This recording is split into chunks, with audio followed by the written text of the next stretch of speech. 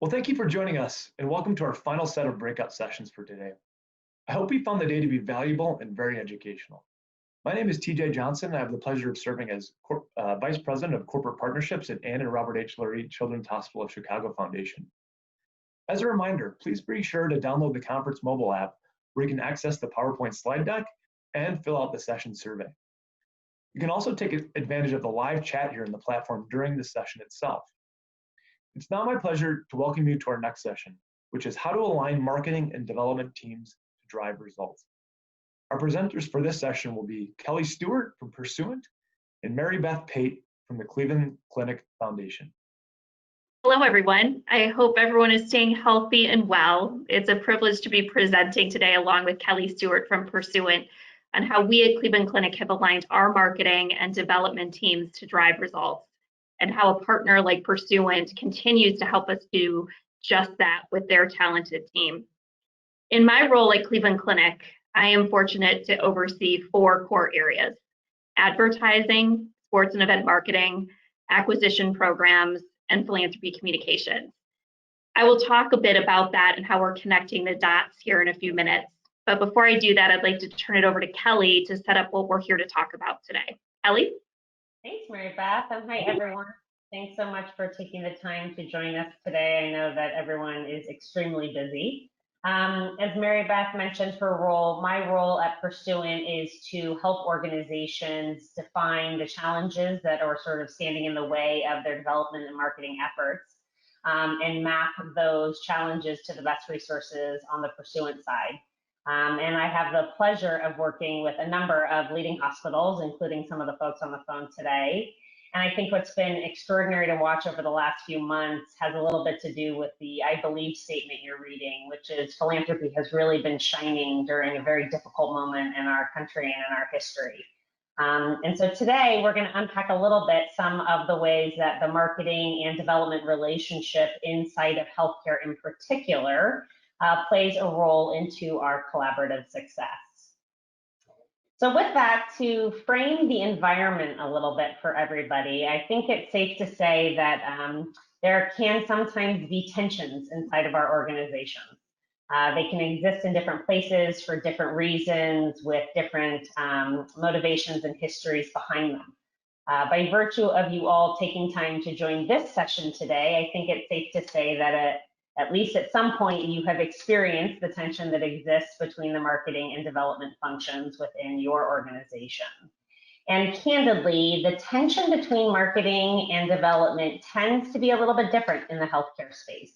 Having worked with ministries and multi-affiliate health organizations, I can attest that the nature of the relationship between marketing and development is very unique inside of a hospital setting.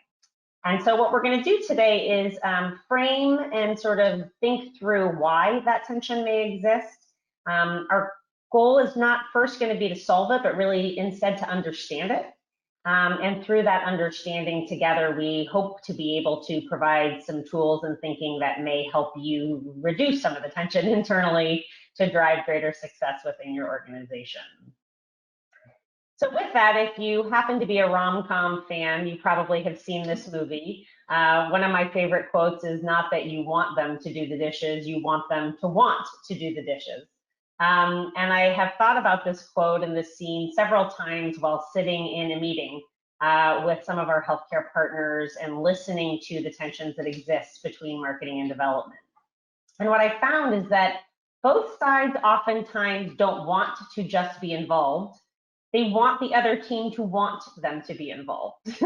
And while that may seem a little bit too subtle, it's actually a really important distinction.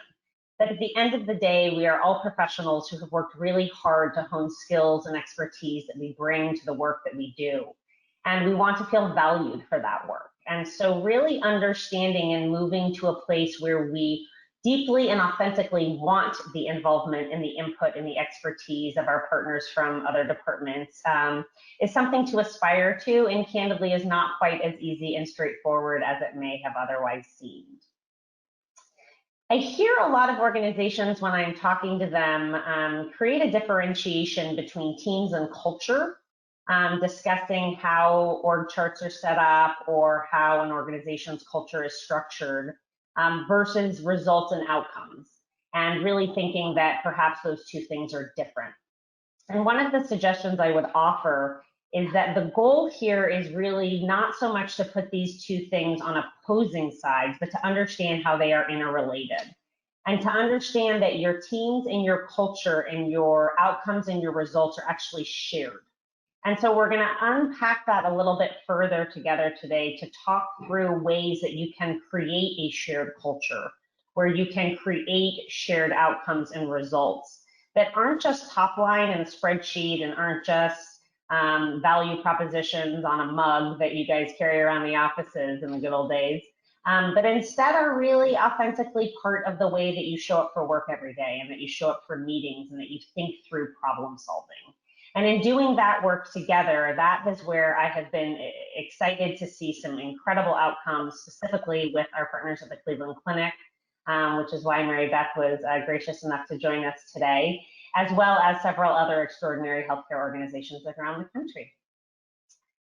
So as we think about that, I want to sort of create a framework for us to go through.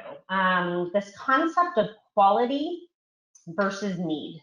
If you think about quality, I would present sort of a framework for it of the US News and World Report, something that is extremely important in the healthcare setting, and we spend a lot of time and energy thinking about and working towards and celebrating when it happens. No surprise likely to anyone on this call that the Cleveland Clinic celebrates a number of these accolades and has worked really hard in doing so.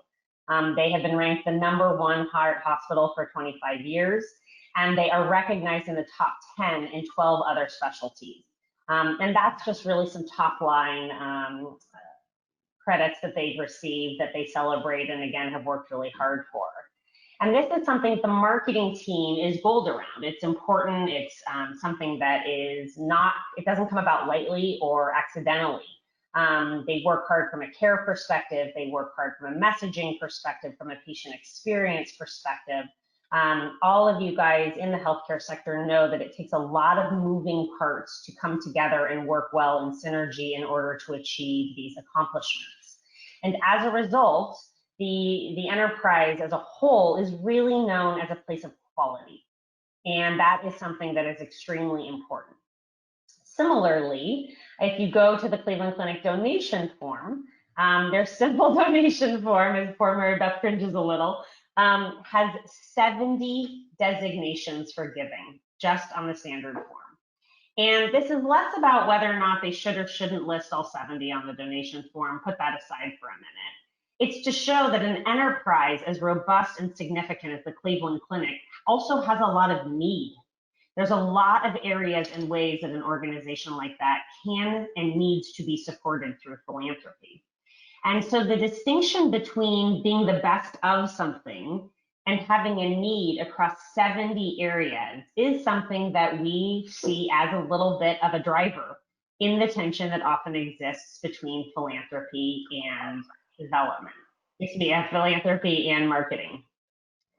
So the thing that we would suggest at the intersection of these two is the concept of being worthy, and the concept of both the institution, the donor, and the element that they are supporting being worthy of investment, of support, of generosity, and candidly, of their philanthropy.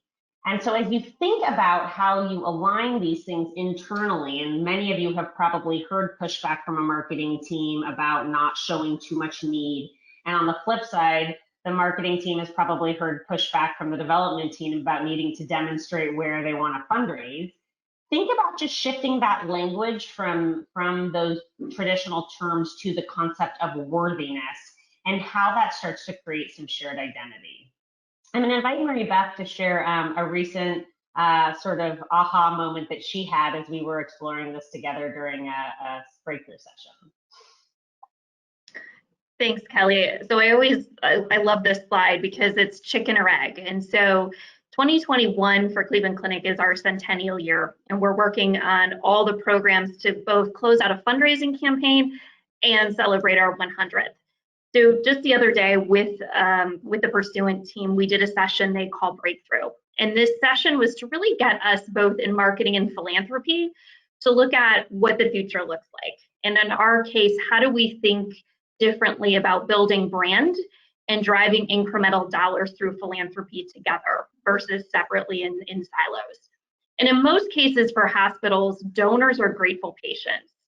But you can't recruit the best doctors and researchers without investment in research, the best educational opportunities, and state-of-the-art facilities. So what really comes first, the money or your rock stars? And in our case, we really walked out of that session saying you actually need both. And you need to fundraise from your grateful patients while balancing and having a strategy to find dollars to support initiatives beyond grateful patients. And we've learned a lot about that through COVID, as many of you probably have as well. So as a leadership team, we spent this day socially distanced. It was nice to get everyone back together and really be imagining where we could go next. We haven't answered all the questions yet, but with the help of our partners at Pursuant, we really walked out energized and excited that through COVID, we have found new opportunities to think differently and to really reimagine new ways to bring marketing and development together. And how do both build brand and how do both support each other to really fundraise? So over the coming months, with the help of Pursuant, we'll be really going down that path to start looking at some of the tactical things that we can do to do this. So it's chicken or egg. And in this case, we think it's actually both. So Kelly, thank you for letting me share that. It was a really fun session. It was a great session. And the thing I like about it is it's something that every group can do independently on their own. You can do it with an external partner, an internal partner. Really, it's not so much about having that answer. And I appreciate, Mary Beth, you humbly acknowledging that we didn't come up with all the answers in the room that day. Instead, it's about having the sort of vulnerable, safe space to acknowledge that which feels uncomfortable and which feels like it's evolving and changing, and to allow yourself not to have all the answers for a minute, but instead to just think through that. And, you know, listen, now is a tough time to carve out space for much of anything, nonetheless, thinking or vulnerability, as we are all working fast and furious. But I will really encourage people to take that invitation, to schedule a couple hours, to take a half a day, even if you can, and really just try to allow yourself not to solve a problem, but to think through why and how some of the things that feel like problems are existing and standing in your way. So thanks for being willing to share that. So as we think about transitioning this framework into something that you can apply to help drive both greater alignment and results moving forward, I'm going to share a quote that I love, which is the concept of how teamwork plays a role in the outcomes that we're set with achieving. So the quote reads, good ideas are like cleats. They may facilitate success for an athlete who possesses them, but on their own, they are nothing but an overpriced pair of shoes. Cleat shoes don't win the games, strong teams do. And I love this because we talk a lot in our industry about culture, and the phrase culture of philanthropy has been thrown around for decades. But what does it really mean to embrace a team mentality? What does it really mean to believe in your truths, the way you approach your meetings, your works, your outcomes, that you are in fact better together with more thinking, with more people involved, with more input than you are as an independent player? What does it mean truly to have our success not be the result of your contributions, but the result of our together contributions? Again, it's a tough transition to make because many of us are doing the work we do because we're motivated and we're passionate and we're a little competitive sometimes. And those are really natural emotions that play into our success. And sometimes in cases like this, there are things we need to be aware of that are a little bit of a hindrance sometimes as well. So the sort of shortcut on this that we would offer is to get to a place of shared thinking. I think the one brain mentality is perhaps a bit of an ambitious goal, but let's use it as a starting point. If we can get to a place of sharing, both in our thinking and in our resources and in our outcomes and in our elements, then we do find that organizations get closer to the proverbial ideal way of collaborating than otherwise. So there was a great piece that I adapted a little bit for the purposes of our discussion today to really highlight 5 areas of sharing that if you aren't already doing would be great ones to think about adding to your efforts in collaborating with marketing and development today, tomorrow, next week. And if you are doing some of these, think about if you're doing them fully. So I'll go through them pretty quickly. The first is research. Most hospital organizations that we work with, the marketing team has far more resources around research than the development team. It's a great way for development to understand patient experience, motivations, feedbacks, preferences. If the development team is not able to fund research, then going to your marketing partners and inviting them to share that input with you is an extraordinary way to collaborate. Conversely, on a development side, if you have been one of the organizations fortunate enough to be able to invest in some research, to make sure that your marketing team is aware of it. Many don't fully realize that the motivations between a donor mentality and a consumer or a patient mentality are sometimes a little different. The same person will consume information differently if it's a message about fundraising or if it's a message about a patient experience. So that cross-sharing of information is super important. Looking at audiences. A number of hospitals that we work with are still working to get to a place where patient information is able to be shared for grateful patient development. And it's not so much these days about HIPAA or compliance or things of that nature, but instead really about understanding how we're being thoughtful and careful of the human behind those names and those records. But sharing those audiences in a way that is thoughtful and intentional and with their best interest in mind is absolutely something that can be transformational. And I've seen the Cleveland Clinic, among several others, do this extraordinarily well. Sharing creative. Marketing teams, again, generally tend to have a little bit larger budgets in this area. They tend to develop beautiful creative that's out of home and in magazines and on TV and all sorts of other mediums. Having some continuity in that creative can be really nice. It shouldn't be an exact, it's not a copy paste, it's an adaptation, but understanding what is in market relative to the marketing message and then figuring out how to apply that to a development message and vice versa. If you're going out with a development campaign, if you're either in a capital campaign or you have an annual fund appeal with a certain messaging, making sure that your marketing team is aware of what that messaging is and more importantly, why you chose that messaging is really important to the sharing process as well. Don't have to tell you guys, sharing the human stories is important. Leading with the heart and the human is time and time again what drives engagement and connection, both from a care perspective as well as a philanthropy perspective. And then finally, channels. I think the work of digital has probably been both the bridge and the moat between development and marketing, in that it's a gray zone, right? Because we do a lot of our best marketing initiatives through digital channels, and we need to use them for fundraising as well. And that is where, if you're going to apply the worthy concept anywhere, digital is the #1 place to apply it, since it does have the most cross-sharing as well. So with that, there's sort of 3 steps that Mary Beth is going to walk us through as it relates to how the clinic has gone about talking through these elements and this framework in a way to apply it to the work that they do internally. And it will not surprise you that they've taken some very bold steps that may or may not feel comfortable to some of the folks that are with us today. But again, it's not about being the Cleveland Clinic or doing it the exact way the Cleveland Clinic does it. It's really about understanding what the opportunities are and then making it work within your culture.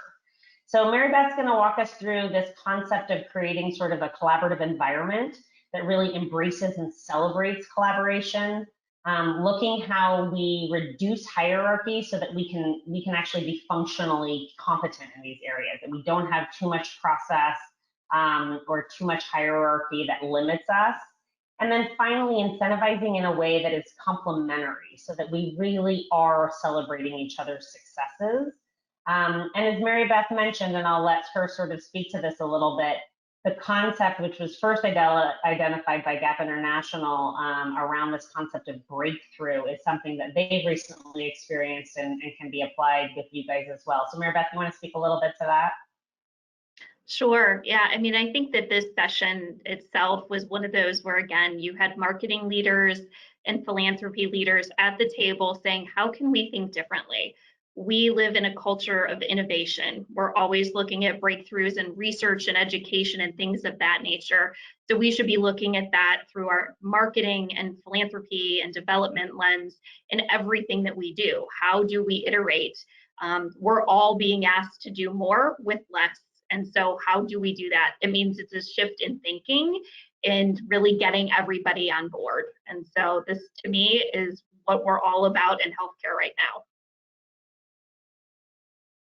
Great. Well, now I'd love for you to walk the group through the sort of practical application of how this all came to pass for you guys. Okay. So I loved Kelly's quote on talking about the cleats, because we often talk about at Cleveland Clinic that we are a team of teams. Our CEO uses that all the time when he talks about having cross-functional teams. So a little over 2 years ago, our head of development came to our chief marketing officer and asked if I could bridge between both development, or what we call our philanthropy institute, and marketing. Is there really needed to be better synergy between what we always reference as our paid, owned, and earned efforts, and ultimately to drive better results with more efficiency and effectiveness. So as you can see on this chart, my role reports both to the chair of the Philanthropy Institute and the chief marketing officer. I'm lucky to have two incredible leaders that let me really lead these 4 core teams here. And as you can see, there's really 3 core groups that fall under marketing, which are our events team that manages everything from our fundraising events and galas to our board meetings and sessions with our CEO.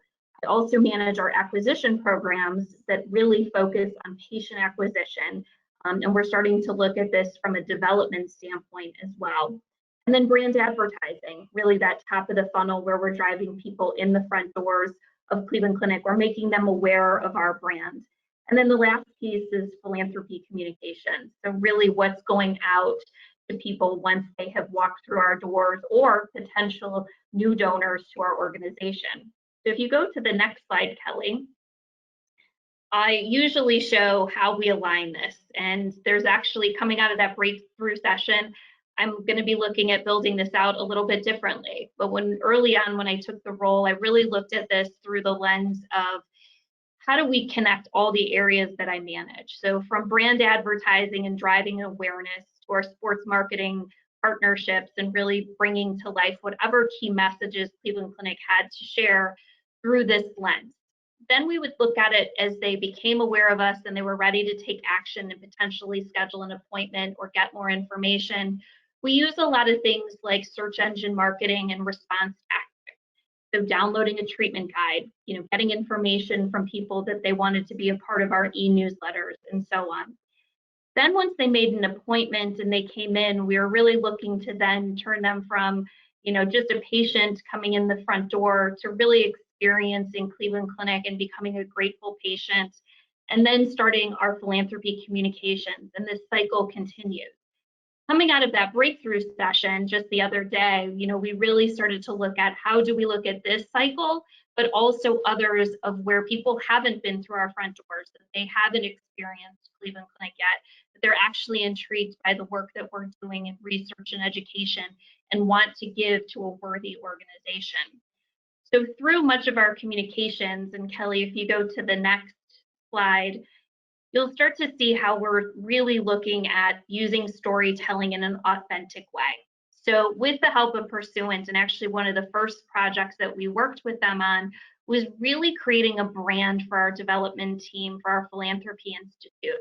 While in marketing, we're always talking about, healthcare and the needs and answering questions, and it has a bit more of a corporate feel. Some of that was really moving over to the development side, and people don't want that. They want authenticity. They want to hear the softer side of Cleveland Clinic. And so this might be about talking about breakthroughs and how it could change people's lives, or sharing our magazine and invitations to events, but really creating a brand that was part of our corporate identity, but ultimately the softer side of Cleveland Clinic. And how do we use that across both marketing and philanthropy?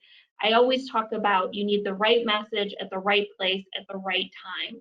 And so we're really focused on that. And coming out of that session just the other day, even more so, it told us that we need to stay focused on this while communicating both across philanthropy and marketing. And so for us, authenticity, sharing our differentiators, and making people really feel a part of Cleveland Clinic is where we're headed. And I really appreciate, again, Mary Beth sharing all of this, because I think one of the things that was another area of tension was that the equity behind the Cleveland Clinic brand is obviously tremendous. And you would never want to disrupt that. And yet all of the research that we did showed that there needed to be some elements of shifting relative to how we were going to collaborate around reimagining elements of the campaign and reimagining this philanthropic extension of the brand into that space. And so, you know, it's one of those proverbials, it should be an and, not an or. It's really not about changing things completely. It's about subtle adjustments, and it's about understanding, to Mary Beth's point, of the right message for the right folks at the right time. Where is it appropriate to use the various attributes of the brand, both in the extended version and in the core? You know, this sort of soft script element is something that we had created together to bridge the gap, because it is a little bit more playful and a little bit more human-like. And so when we don't feel like it's appropriate to use certain imagery or use certain copy or creative that really is more completely aligned with the philanthropic extension of the brand, this is a nice bridge for something like the Cleveland Clinic experience, which was led by the CEO and needed to sort of be more core to that brand element as well. So just a reminder that it's not a choice, it's really about finding the bridge and finding the appropriate application. And to that effect, part of the way that we did this work with the Cleveland Clinic that I really would encourage organizations to think about is how you are blending information that is both specific to philanthropy and also inclusive of a commercial or consumer source of data. So in our particular case, our clients use our tool, which is called the Pursuant Giving DNA, which is really about understanding that these individuals that engage with us as donors or as advocates or as volunteers, before they even come to us, they're humans in the world. They have preferences, they have beliefs, they support other organizations, they live in certain places, they're in certain phases of life. And when we understand who they are as a human, both external to their relationship with our organization and who they are relative to their relationship with our organization, we find ourselves being able to get a more complete picture of them. And for those that have worked with me, you'll often hear me celebrate Penelope Burke and her donor-centric fundraising beliefs, but also I struggle with the fact that she brought that to bear about 40 years ago now, and we as an industry still seem to really be struggling to implement it. So these blended capabilities are a really nice way for us to be able to do that. And candidly, this information and this data is not expensive or difficult in the way that it once used to be. So there really aren't a ton of barriers in the way anymore for leaders to be able to get that insight and information and equip their teams to be able to utilize it as they're developing strategies.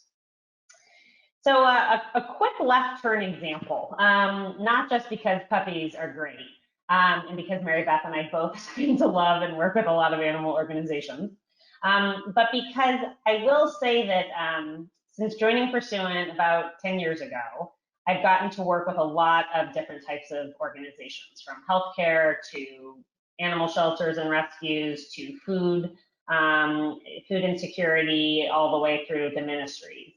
And I will say that I am continually interested in the fact that our healthcare partners look very much inside the healthcare world for better practices or benchmarks or cross-sharing.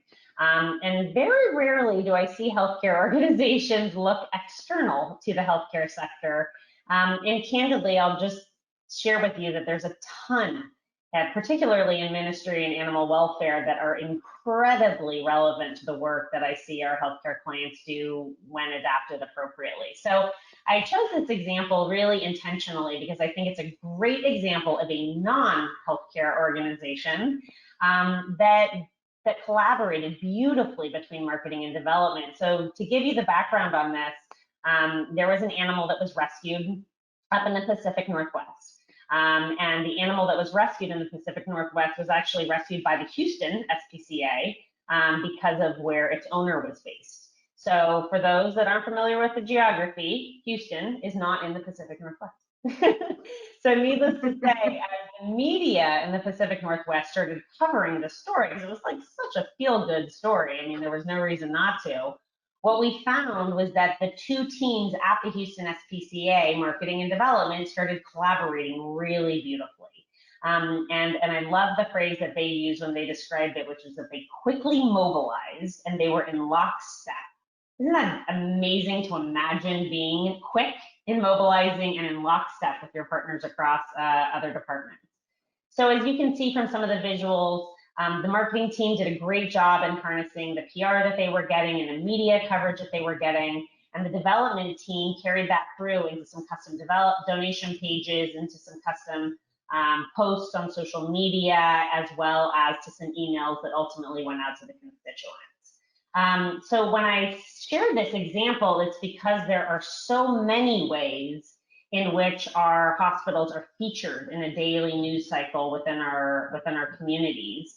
And it isn't to say that you should activate and mobilize and lockstep over every one of them, but again, to really be thoughtful around where and which ones are appropriate. Cleveland Clinic, by way of example, was one of the great organizations that sent healthcare workers to other parts of the country during the early days of COVID. And there was extraordinary coverage around that.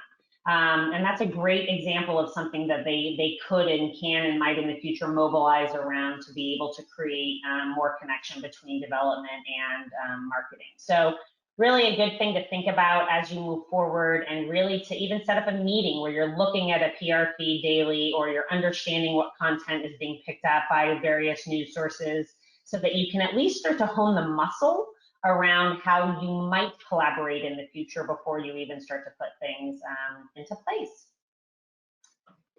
So with that, and before we let you all back to the freedom of your days, I really just want to make sure, and Mary Beth and I felt really passionately about making sure that the time you spent with us today had some elements of actionableness for next week, or maybe even tomorrow, if that may be possible.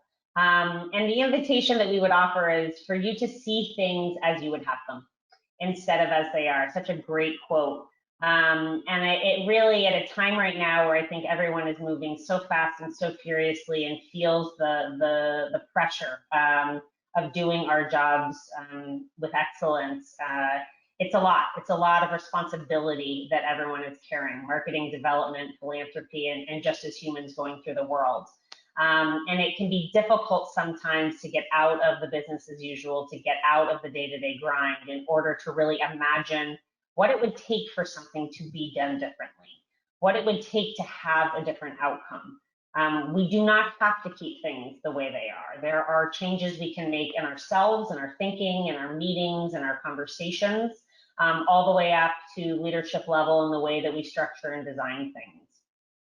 So with that, as you head back next week, and we want to share a couple of things here. Sorry for the technical snafu on this one, but a couple things we'd invite you guys to really think about is how can you center on the donor experience, which is not to say the donor giving cycle, but really the experience that a donor is having. What can marketing offer? What can patient services offer? How are other elements that can be tied in there? How can you prioritize based on the desired outcome? So if we think about what's the number one thing we need to achieve, are we prioritizing our work and our calls and our efforts with that as the number one in mind? Do we have the right KPIs? Are we measuring and incentivizing people based on the right things? So making sure that if this is about getting eyeballs and getting engagement, that we're looking at that as the KPI and not necessarily as a revenue as a KPI. Conversely, if it's a marketing initiative, let's make sure that we're really clear on which of the types of eyeballs we're looking for, and measuring that carefully. Aligning resources to make sure that we have the support in the right areas, and then candidly take 30 minutes a week. And know we're all busy, but it's really important to take a step back and reevaluate, especially right now when things are moving as quickly as they are. Really good just to make sure that we are having that time to adjust and reflect. So pick one of these, pick two of these, don't pick all five. I promise you that's too much on any given day, definitely right now. If you need some inspiration, there's some great resources available for free at the Pursuant website. The Giving Outlook is an extraordinary resource that aggregates various industry benchmarks and puts them together in one place for you. There's a scenario planning tool that can help as you're trying to do some reforecasting for the coming year. And then there's a really exciting first ever donor loyalty benchmark that looks at how we focus more on retention and donor loyalty in our industry. I do notice that there have been quite a few chats in this session today, and so thank you guys for sharing that. We will try to follow up with you after the fact to get some of those questions answered and responded to. And in the meantime, Mary Beth and I are happy to make ourselves available if anyone has any questions or wants to talk through anything, but we very much hope that today shared some thinking and some ideas and some resources with you that will feel useful as you head back to your extremely important day-to-day jobs. And personally and professionally, I just want to thank Mary Beth both for joining me and us today and for allowing us to be a part of her journey, which has been a true pleasure on every level. So thank you, Mary Beth, for being with us. Thank you, Kelly, and thank you all for tuning in. As Kelly said, we are here to be a resource for you. This is, we use that word unprecedented time, and it really is, but there's also a lot of silver linings that we've talked about at Cleveland Clinic, and this is one where us being able to take the emergence of bringing philanthropy and development and marketing together has been really an amazing opportunity for us. So I encourage you to think about it. I encourage you to bring your teams together. It gives your teams the opportunity to learn and grow. And that has been a big piece of what we've been able to do at Cleveland Clinic. So thank you, Kelly, for inviting me, and hope everyone stays safe and well. Fantastic. Best day to everyone, and thank you guys again for joining us. Have a great day. Thank you so much, Kelly and Mary Beth. That was very helpful advice on how marketing and philanthropy can work together to achieve great things. Don't forget to complete the session survey in the app, and that concludes our first day of the conference. If you're not done learning quite yet, the exhibit hall is staying open until 5:30 Eastern Time, and over in the spotlight stage, you'll find some additional short sessions and recognition videos that you can watch at any time. We'll see you back here tomorrow at 11 a.m. Eastern Time to kick off day number 2. Thanks and have a great evening.